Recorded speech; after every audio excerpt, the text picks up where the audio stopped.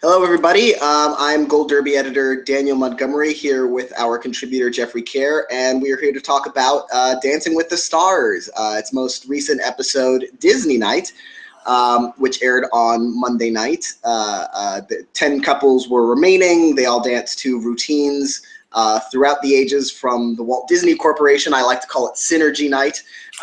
Since ABC is owned by Disney and ABC airs Dancing with the Stars, it's a nice big corporate Mickey Mouse family. And so, let's get started with the top score of the night. The first perfect score of the season, Jordan Fisher performing near the end of the night, a foxtrot inspired by You're Welcome, inspired by Moana. The song was You're Welcome, which was featured in the film and which Jordan Fisher actually recorded a version of. What did you think of that performance? Was it your favorite of the night? Did it deserve that perfect score? What were your thoughts there? Well, I thought, that was Jordan and Lindsay's routine the other night was definitely one of my favorites. I thought they were excellent, and it was definitely a thrilling moment to see them get the first perfect score of the season. I thought it seemed well deserved. Yeah, I did. I can't fault that performance, and I can't fault that perfect score. It does seem to me like they're being harder on Lindsey Sterling, who is the other major frontrunner this season so far, than they have been on Jordan. They've been, she gave a performance, also a foxtrot, the same style, that Kare and Abba said it was one of the best holds that she's ever seen in the competition, and she gave it a 9. So she finished just a couple points below him on the leaderboard, so she's still doing great. It's not to say that she's not, but she does seem to be. They seem to be holding her to a very challenging standard, from what I can see. What do you think? What did you think about her foxtrot and how those performances went head to head and how the judges scored her? Well, I mean, I overall thought Lindsay and Mark's dance I actually thought that was perfection, especially dancing to, When You Wish Upon a Star from Pinocchio. Well, of course, this was the orchestral version. They did not incorporate the lyrics nor singing, just the music. I mean, I thought it was so beautiful. I mean, of course, Pinocchio is actually one of my all-time favorite Disney animated films, so I might be a little biased, but I overall still thought it was perfection. Yeah, I thought it was such a simple dance, in the sense that, not necessarily with the choreography, but in the sense that, like Kare and Abba was saying in her comments, there were no gimmicks, there were no quirks. It was a very straightforward foxtrot, and it had that kind of that Disney cliche of that magical sense. Mark Ballas with the choreography and he and Lindsay with the dancing. I really feel they capture that in kind of a perfect way. That was my personal favorite dance of the night. So I did wish it had gotten scored perfectly. I mean, honestly, I would have loved to see 30 out of 30 for that one.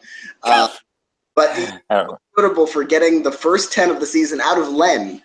Before he gave a 10 to Jordan Fisher, he gave one to Lindsay, and that was the first one he's given this season. So that was nice to see. He's always very, very difficult to please on normal circumstances.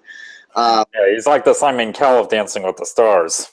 A little bit, but I don't know. Simon Cowell doesn't, complain about hip hop breakdowns as much. Yeah. Which brings us to, I want to talk about the bottom of the leaderboard now, which was, once again, Nick Lachey. And that brings me to an observation that I've had this season. The bottom of the leaderboard this season, compared to previous seasons that I've been following, hasn't been that bad. Like, it's hard to figure out who will do worst every night, because worst is a pretty high standard compared to previous seasons. It feels like the bottom 5 or 6 competitors are all pretty good, and so whoever lands on the bottom is just whoever maybe missed a step or isn't quite as clean or as polished. It feels like it's so much better overall, this competition, than I've seen in previous years of the show. Is that just me, or is that something that you think too? I feel like everyone from like 1 to like 8 or 9 on this list is really solid, doing solid work.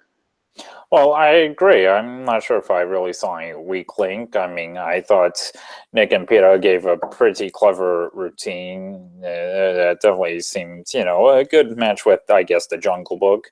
And even Sasha and Gleb, who were eliminated this week, I thought I gave a dance that seemed like a perfect match to Kiss the Girl. So, they were at least able to exit the competition on a solid note. Not a home run, but a solid note. Yeah, it was a pretty good note for Sasha Petersa to leave on.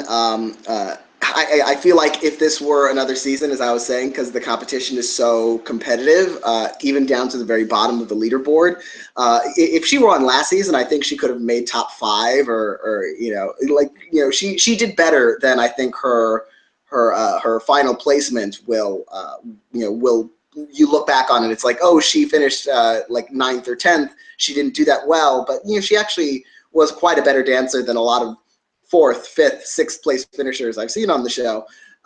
So I was happy to see her go on a decent note, even though honestly, other than maybe Nick Lachey, there was no other dancer I would have rather see eliminated. So it was hard to say, like, if it wasn't her, then who would I have sent home? Um, but it is nice to see this level of competition. And given where the scores ended up, Jordan Fisher in first place, Frankie Muniz in second place with an Argentine tango to Pirates of the Caribbean. I did not expect what he gave, although I should start expecting it because I keep saying that with Frankie. Lindsey Sterling in third, Victoria Arlen and Nikki Bella tied for fourth.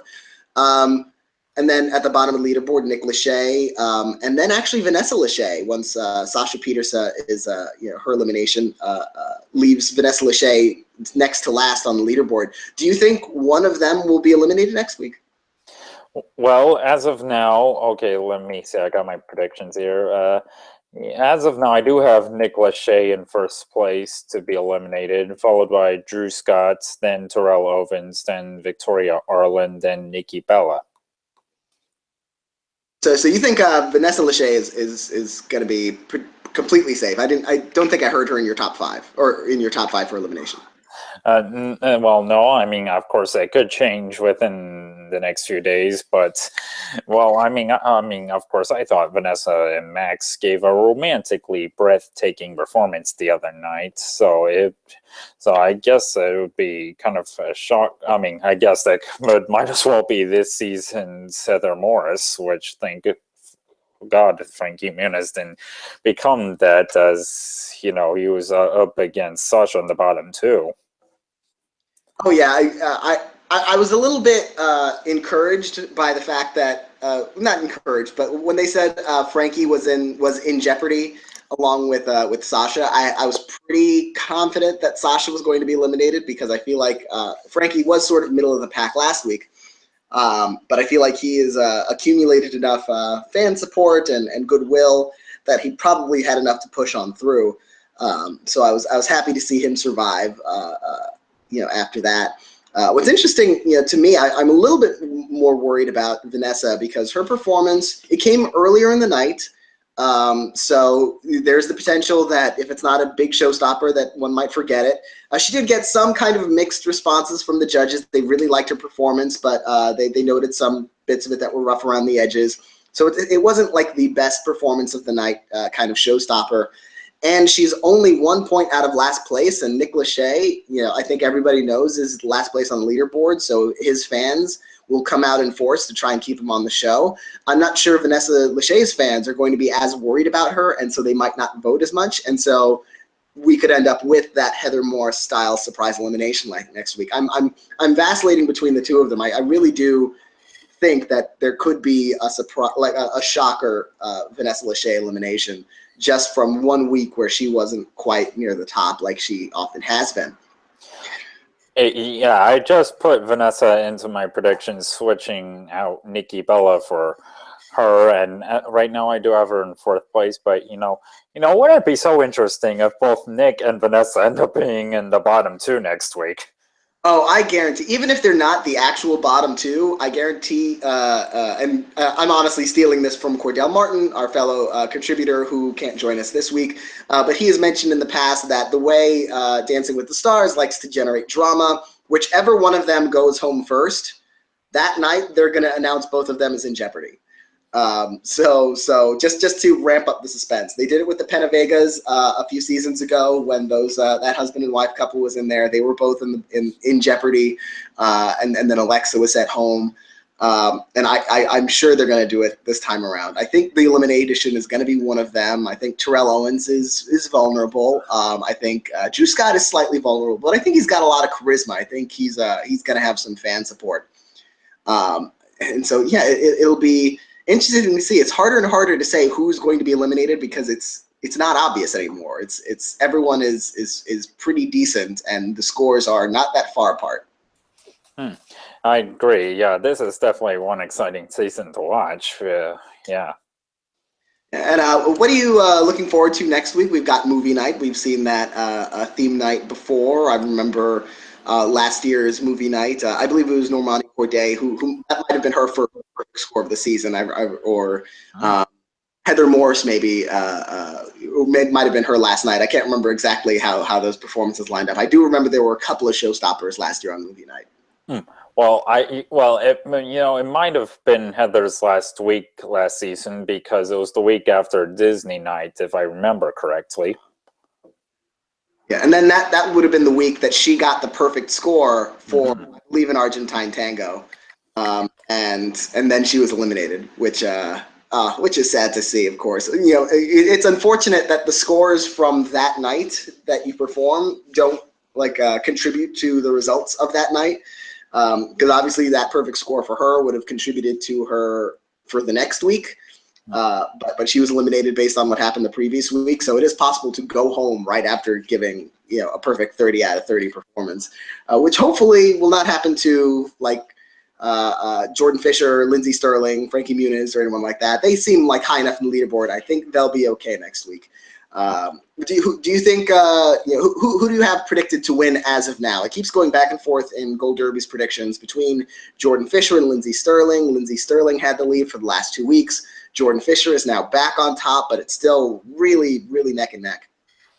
Oh, yeah, I agree. I do have Jordan Fisher up front right now, with Lindsey close behind in second, and Frankie Muniz as a dark horse in third place, Victoria in fourth, and Vanessa in fifth. I have Lindsey still in first place, just because I admit bias. I have a rooting factor for her. I enjoy her music even before she started on Dancing with the Stars, and I've been so big a fan of her dances and her personality and her chemistry with Mark Ballas. So I'm rooting for them. So I'm holding on to them in the first #1 spot at the moment.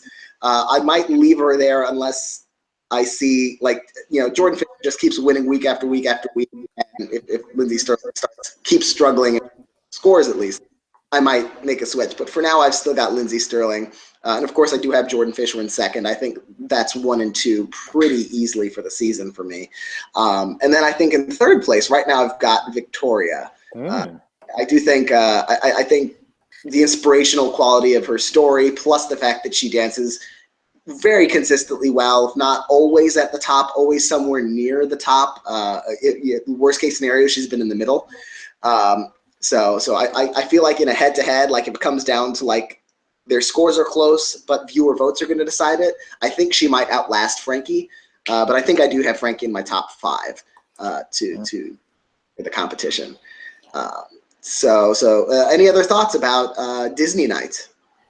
Well, I'll say I thought that, Victoria and Val's dance to Steamboat Willie could almost seem like it could work as a vaudeville act. I would say that Terrell and Cheryl, I thought gave a pretty solid performance to I Just Can't Wait to Be King, and Drew and Emma, they seem to have given an appropriate dance to The Rainbow Connection.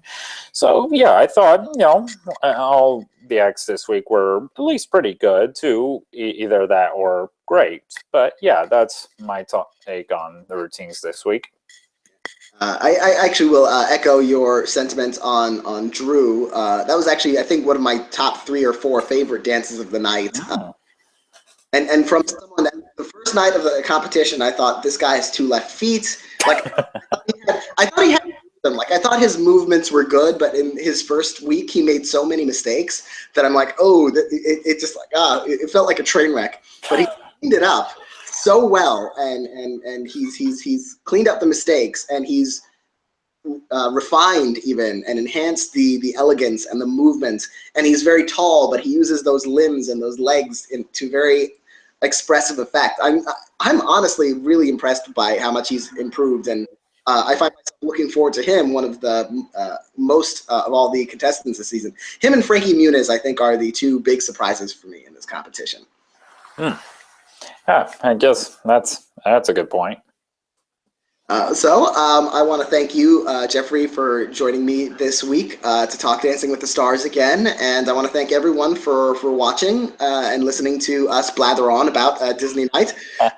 And we will be back next week to blather on some more about movie night. Thank you very much.